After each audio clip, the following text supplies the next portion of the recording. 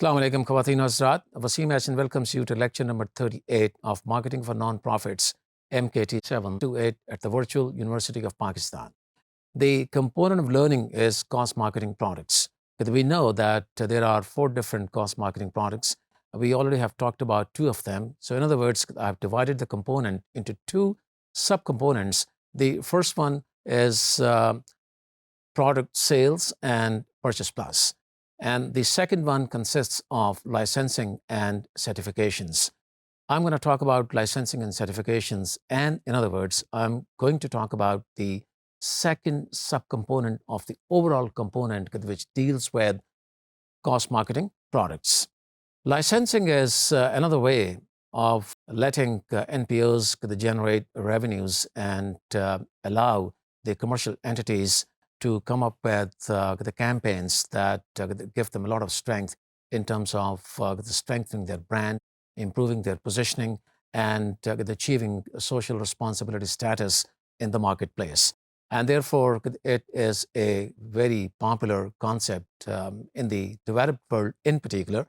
It is quite new in this country in the sense that we do not really have NPOs that are into this area of giving licenses to manufacturers and allow them to manufacture products that may carry logos and taglines or any other visible features from the experiential level of the nonprofit organization.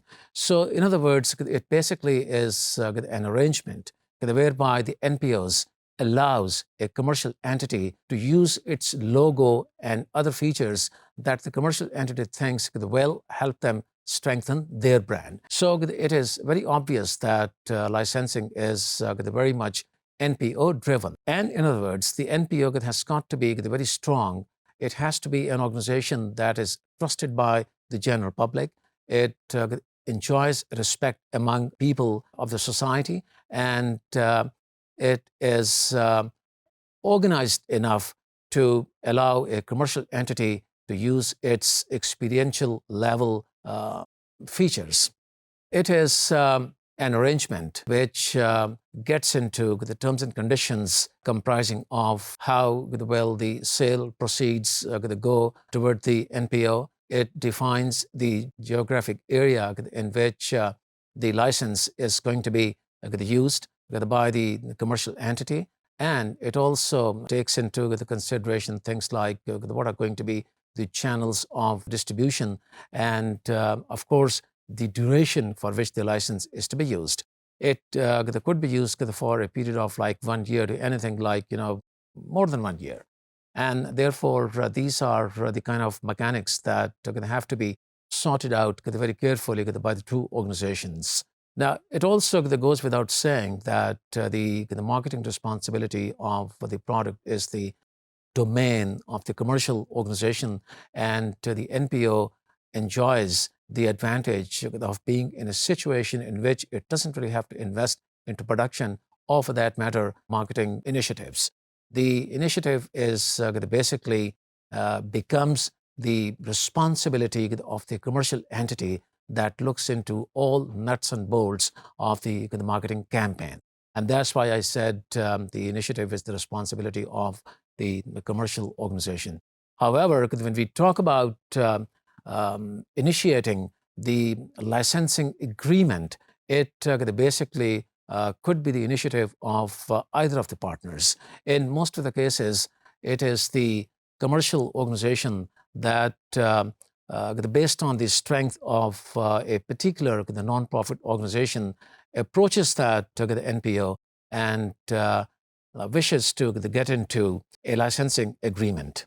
The commercial entity enjoys the advantage of the gaining power in the marketplace by proving that it happens to be a socially responsible organization, and by doing that, it really can bring about a lot of strength to the brand differentiation and hence a very strong positioning.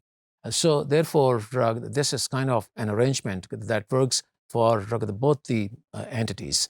And therefore, the partnership has got to be very even-handed, in which the NPO can derive all the benefits, and at the same time, the commercial entity can also strengthen its brand. There could be a few examples of the kind of licensing products that are in vogue nowadays in the marketplace. And before I start talking about those products, let me tell you that this again is a concept which has been borrowed from the commercial side. You will notice that cartoon movie manufacturers are into this kind of business, and they keep giving licenses for the characters they have as part of their movies to commercial manufacturers of toys. And there is a glut of these kinds of the toys in the marketplace for kids who are very much used to such characters because they watch cartoon movies and then they like to possess those characters.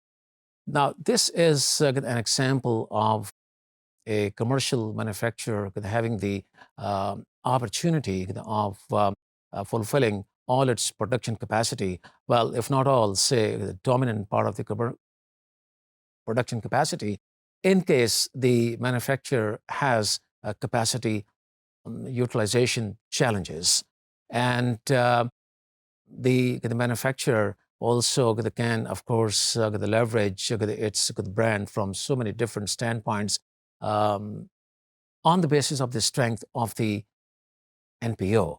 So, in other words, the NPO has got to be a very strong organization that lends its logo, its name, and other the features like a tagline to the commercial entities in order to make that license really worthy of agreement. And as the one example, I would like to draw your attention to a nonprofit organization that works for the welfare of special children. This organization has developed an expertise to let special children come up with creative artwork. Now, that artwork is so good that many printers may like to go for printing that artwork and commercializing it.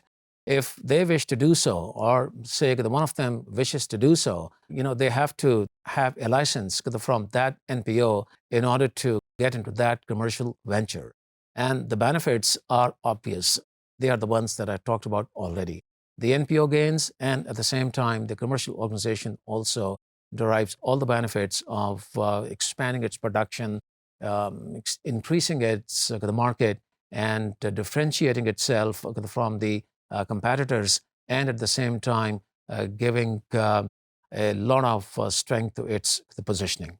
This is what you may call extension of the brand that the NPO has. This is extending the NPO brand into the commercial area by letting the commercial entity use the artwork developed by the NPO, meaning the product, the brand which the NPO has is now going to be used by a commercial entity, and that commercial entity has the license to produce that artwork for a period of time as put into the terms and conditions of the licensing agreement. Here, I would like to point out that the commercial entity that enjoys the licensing facilities is known as the licensor, and the NPO that gives the license is the license giver. So after having understood this example of extending an NPO brand into the commercial area, let me come up with another example which revolves around product promotion. Let us talk about the manufacturer of T-shirts who would like to increase its sales by getting into a licensing agreement with a very powerful and a trustworthy NPO that has a very high level of image in the eyes of the general public. The T-shirt will have the logo or the tagline from that particular NPO, and will have the opportunity of leveraging its the brand position in the marketplace. I think I don't really have to repeat all the benefits that are there for the commercial entity to enjoy, and at the same time the NPO for creating a lot more awareness about the cause. And therefore, we can say that this example also is the one that helps both the partners who have their own marketing objectives, but who certainly have a lot of commonality among those objectives because they share the same values. It is not just generation of revenue for the nonprofit organization, or for that matter, increasing brand sales for the commercial entity. It also is sharing of similar values that are harbored by both the entities. And that is something which lets the commercial entity work with a lot of passion and enthusiasm. And that is the factor that connects that commercial entity with all the stakeholders who are part of that program, and they also have the same passion because of an effective interplay of internal marketing factors, that they all work toward that cause, not thinking just about an increase in their sales and strengthening the brand positioning, but also thinking about the mission accomplishment on part of the NPO. So this is where the commonality between the objectives of the two organizations converge. Both can have similar values. I can still give you another example that makes it very beneficial for both the parties to grow together, and that is certifications and authentications. You might have noticed nonprofit organizations authenticating certain quality features of a commercial product, thereby giving a kind of a certificate to that product of the quality features preferred by this segment that uses that commercial product. What happens is that the nonprofit organization has such a high level of image in the eyes of the public, and it enjoys so much trust among the public that their certification of the quality features of a commercial product means a lot for the target market. I can give you examples like a nonprofit organization certifying the particular type of thermometer, or something like an instrument that tests blood sugar level, or the instrument that tests the blood pressure. And for that to happen, it is extremely important that the nonprofit organization has to be the one that is very strong in its area and that really enjoys a widespread support from the public. If we talk about Pakistani nonprofit organizations that have not yet gone into these kinds of licensing agreements, I think a couple of names that really flash into our minds are like Shaukat Khanum, SIUT in Karachi, and ED Foundation, and a few other organizations that can enjoy the benefits of giving licenses to commercial manufacturers of the different products. Here, the catch is that not only the nonprofit organization has to be a trustworthy organization for the license to do all the magic that I've talked about in terms of deriving the marketing benefits. It also is extremely important that the commercial organization also happens to be an entity that is trusted by its consumers. So in other words, just for the heck of it, you should not be getting into this kind of a licensing agreement where the one party is really trustworthy and the other party has certain question marks in terms of integrity or the business practices which may not be the best in the world. So in other words, what I'm talking about is well accepted business practices on part of the commercial entity is also an important factor for this kind of an agreement to work. It can be very challenging, although it sounds very attractive. But the fact is that the licensing takes quite a bit of time for the benefits to be enjoyed by both the partners. And it takes, as a matter of fact, years and years.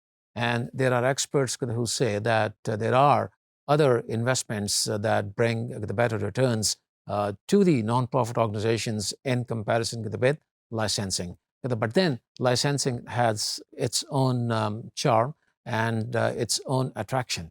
There are certain situations in which it happens to be the best possible tool or best possible cost marketing product whereby you can create a lot of awareness for the cause and at the same time create a well-padded platform for the commercial organization to increase its sales and also make it a credible and the socially responsible corporate citizen. So there are challenges and there are benefits, but then they have to be looked at very systematically and analytically before the two organizations get into a licensing agreement. So what we are saying is that the nonprofit organization does not really have to invest into production when it comes to a licensing agreement. And at the same time, the nonprofit organization also does not have to invest into the marketing collaterals. It is the responsibility of the commercial entity, but then it is not the responsibility of the commercial entity to approve that the brand communication. That is the responsibility of the nonprofit organization, which is lending its assets, meaning brand assets in terms of its logo, its name, its tagline, and other the features, which are all assets for that the nonprofit organization. So having lent those the assets to the commercial organization, it is of the utmost importance that the nonprofit organization pays a lot of attention before it thinks of lending those assets. And the commercial entity has all the responsibility to execute the marketing campaign, which has been approved by the nonprofit organization. And the nonprofit organization approves that the campaign for the fact that I've just talked about, because all the features of the nonprofit organization in terms of its experiential level have been lent to the commercial organization, and the stakes for the nonprofit organization are very high. The nonprofit organization would not, under any circumstances, like to see itself let down. And the commercial organization is the one that carries out that campaign with all the expertise and all the resources at its disposal. So the nonprofit organization certainly has the advantage of getting into the retail environment through the distribution channels of the commercial entity. And it also has the advantage of deriving a lot of advantages out of the advertising and promotional campaign that has been put together by the commercial entity. In order for us to have a better understanding of this concept of licensing, let me talk about a hypothetical example. There is a foundation known as the Aga Khan Foundation, which is investing a lot of resources into the preservation of historical sites and heritage in the walled city of Lahore. They are undertaking this particular project in Lahore, and there's every possibility that they might go to other cities of the country. Let's confine ourselves to this particular example in terms of preservation of the heritage and the historical sites for which this foundation needs to create a lot of awareness on part of the people because the foundation wants this particular concept of preserving the heritage popularized and promoted. And this can be promoted by way of the foundation getting into a licensing agreement with a manufacturer of home furnishings and furniture. Now, you might think that what does the foundation have to do with the furnishings?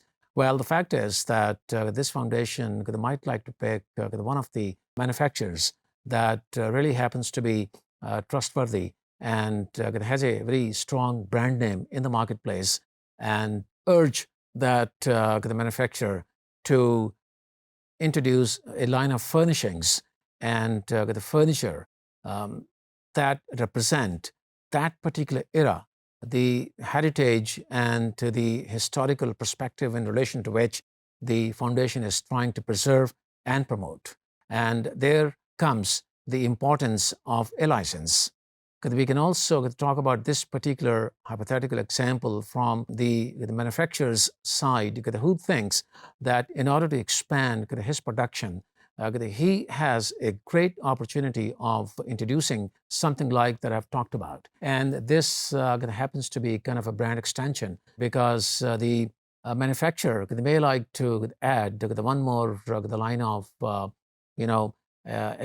extension products to the line of products he already is selling. And for that, he has to approach the foundation. And he approaches the foundation and gets the license by getting into a mechanism that I talked about at the start of the lecture. And they work out all the details in terms of the time frame and the part of the proceeds that will go toward the way of the non-profit organization, meaning this particular foundation, and the details pertaining to channels of distribution and so on and so forth. But the fact here is that it is the foundation that really has given its scope a further boost by evolving a marketing initiative which engages a commercial entity, a company that is into furnishings and furniture, and allowing them to come up with certain products that really represent that particular era. But for that to happen, I think it goes without saying that the commercial organization has to be the one that is trusted by people. It is not that anybody coming up with a line of the products can claim that these designs and the contours of the different furniture products really they represent that particular era. No, it is the responsibility of the foundation to testify that. In other words, the marketing campaign that has been put together by the manufacturer has to be endorsed by the foundation, because the foundation is the one that gives kind of a certification to that program that all the facts and figures that the manufacturer has drawn on have been drawn on the knowledge generated by the foundation by conducting a lot of research. I think it goes without saying that the foundation has carried out a lot of research in terms of putting many facts together in relation to the heritage that they are trying to preserve. And since these things go, a couple of or a few centuries back, it has to be a very high level of credible research that can back that the particular advertising campaign. So there you can imagine the significance of the fact that it has to be the nonprofit organization that approves the marketing campaign, and it is the responsibility of the manufacturer to execute that campaign, and to execute that campaign with all the resources the manufacturer has at its disposal. And therefore, we can say that this particular manufacturer has tremendous opportunity of connecting with that particular segment of population that really cares about the preservation of heritage and likes to collect things for their homes that represent a certain period. And for that to happen, both the entities, meaning both the partners in cause, have got to prove that they are credible partners. I have used the name of the foundation very hypothetically. This does not really imply that the foundation should get into this kind of an agreement. I have come up with this hypothetical example just in order to clarify the mechanics of the licensing agreement as to how the parties can come together and can come up with a marketing campaign. The commercial entity enjoys all the benefits of the kicking off a great marketing campaign, whereas the nonprofit organization has a tremendous opportunity of creating more awareness about the cause it is trying to promote. And therefore, this happens to be just about a hypothetical example. But I hope and I'm confident that this really clarifies how a licensing agreement works for the two entities. And with that, I now would like to talk about the fourth product, or the second product of this the sub-component, which is the certifications. I would like to talk about this particular product in extension of the introduction which I gave at the start of the component. There are nonprofit organizations that issue certificates to certain manufactured products by way of testifying their products. How do they do that? Well, they do that by lending their assets, meaning their logo or the name or the tagline, which are affixed or printed or engraved in one way or the other on the manufactured product. Once that happens, it automatically becomes a certification by the nonprofit organization of the quality features and the standards that the manufacturer has to follow, come what may. So in other words, it is a very serious kind of a business in which the NPOs have to think twice before they get into issuing these kinds of certifications, because it is a huge responsibility that nonprofit organizations take on behalf of the manufacturer. So in other words, it goes without saying that in this the particular scenario, the manufacturer has got to be a top-class manufacturing company that wants to further leverage its product or its the products by borrowing the assets from the nonprofit organization by way of having a kind of a certificate that they are approved by the nonprofit organization that is connected with that particular commercial entity. Here, I've used the word connected because there has to be some kind of a synergy and fit between the nonprofit organization and the commercial entity. So in other words, it is not just the commonality of values that both the entities may have. It also is some kind of a relationship between the two organizations, like a nonprofit organization that is concerned about the health sector and keeps working on different kinds of programs from one program to another program, but within the health sector, joining hands with a commercial hospital. This is just one example. Or joining hands with a company that manufactures thermometers, a company that manufactures instruments for checking blood pressure and sugar level in the blood and so on and so forth. So what I'm trying to emphasize on is the fact that both the organizations have got to be the ones that really are very well known and are respected by the general public. And in particular, the manufacturer has got to be the one that produces products with a lot of production integrity and quality integrity, so to say, because it is a question of maintaining that not only on behalf of the manufacturer itself, but it has implications in terms of the reputation and integrity of the nonprofit organization. And therefore, it has to be a good fit between the two organizations, and certifications are the ones that help both the parties, and in ways that I already have talked about. They both have advantages to derive out of the relationship. Let me give you the one example which is from the textbook, and it is so convincing that I cannot help but talking about this particular example.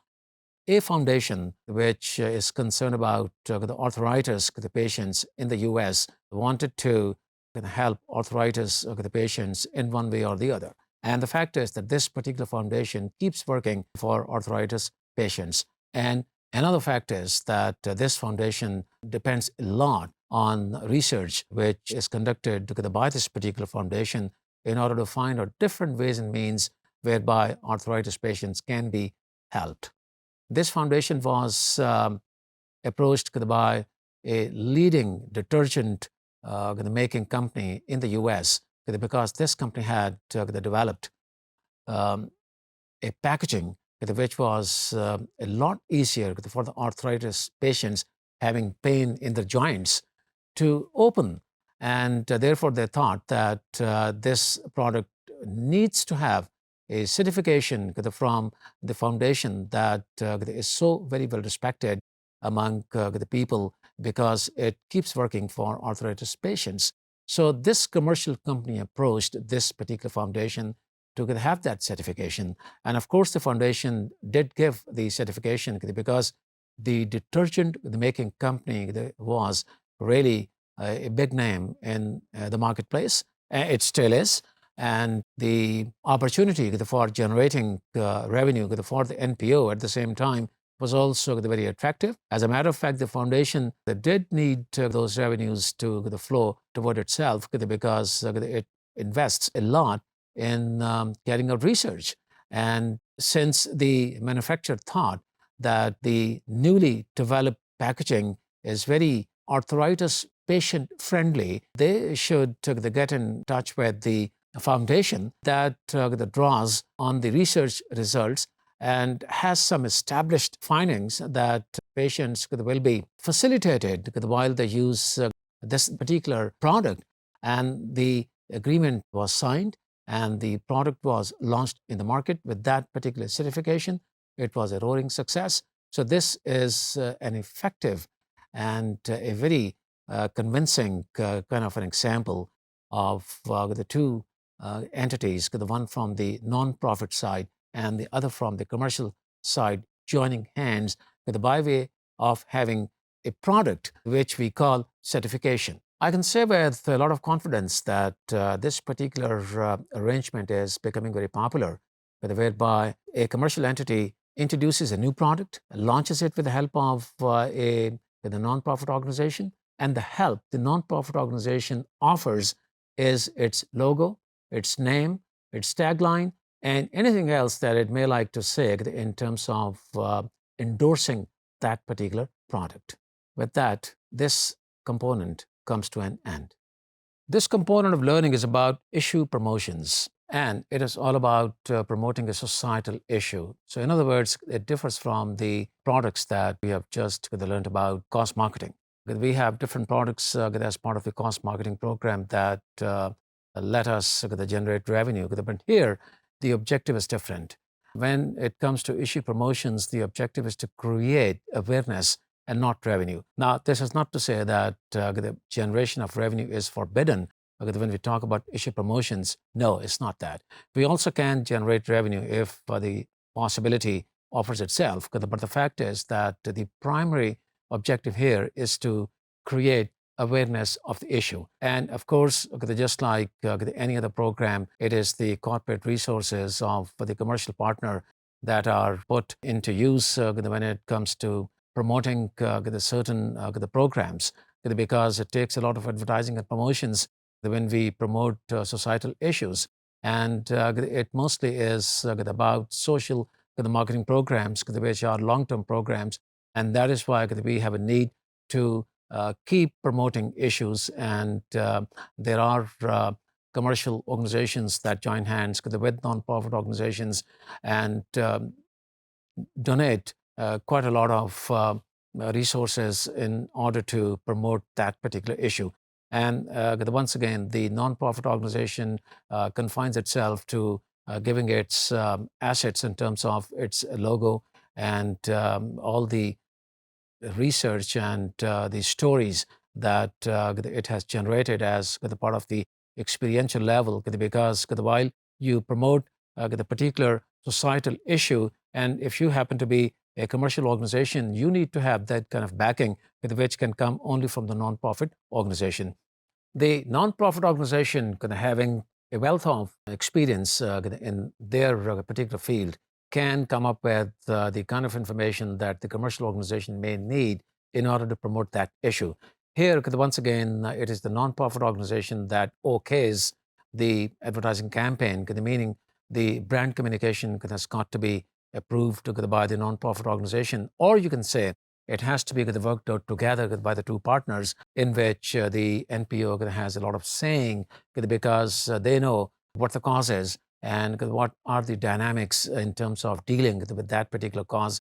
And therefore, they are the ones who offer a lot of information resource to the commercial organization. Commercial organization uses its the channels of distribution to promote that particular issue, and it is with the help of different kinds of collaterals that they use through their channels in order to create awareness at a very widespread level. So we can say it is the NPO that ties its cause with a commercial product under the concept of the issue promotions, because the objective is to create awareness, and the NPO has to take the initiative in terms of creating more and more awareness. This certainly takes us back to the behavior model of change, in which we start with the premise that there are certain people of the segment or of the overall market who are not aware of the cause the NPO is addressing. Or there are people who are aware of the cause, but they need to take action. And therefore, the objective of this kind of an issue promotion is not just to create awareness, but also to create the call to action. That's where the key is. The call to action has to be generated. You have to make people take action after the awareness stage is over, and you want the target market to be in the action phase. And therefore, it goes without saying that there has to be a perfect fit and synergy between the objectives of the two companies. And since it is a question of call to action, there has to be a lot of the commonality of objectives in terms of creating awareness in a way that the manufactured product which the people are going to use does convey a sense of creating the kind of awareness which is the objective of the nonprofit organization. Now, this is something which I'm going to make very clear with the help of yet another example, which I've taken from the textbook. And since it is something which is the part of the marketing history in terms of the cost partnerships, I must talk about this convincing example. Here, two organizations. The one is a foundation that works in the area of breast cancer, and the one commercial organization, a huge company that is into making the yogurt, join hands. And you find a lot of the fit and synergy in terms of their marketing objectives, but also in terms of the product characteristics, in terms of the fact that the yogurt is supposed to be a health food. It has a lot of benefits when you talk about so many different kinds of ailments. And this company really specializes in connecting its yogurt brand with so many different kinds of the cost partnerships. And the fact is that the company is known for that. When a company is known for that, it's joining hands with another NPO for yet another cause that makes the company even look more socially responsible, which means it has a tremendous opportunity of creating a lot of the brand loyalty, customer loyalty, and the brand differentiation. Now, back to the concept. The breast cancer the foundation wanted to have a partner who really could help the foundation create more and more awareness in terms of making people aware that there are certain measures they should take uh, in order to detect the ailment of cancer at an early stage. And if the results are positive, they should go for treatment as soon as possible. So this basically was the objective of the awareness campaign that the foundation wanted to generate. The commercial organization came up with a campaign whereby all the lids of the product for the period the campaign was to work, it may still is working because this is something which works for a certain period of time every year. So they made the lid of the package pink, and that is a color which denotes something for breast cancer. And the mechanics of the campaign were save the lid and save life, something like that. So in other words, the company was talking with its customers in terms of saving the lids and sending those lids back to the manufacturer because that amounted to saving lives. How did it amount to saving lives? The mechanics worked like the following. Every lid that was sent back to the manufacturer generated 10 cents toward the cause. And the fact is that it generated so much the money that in the 7 years of the campaign, it generated something like 14 toward the cause.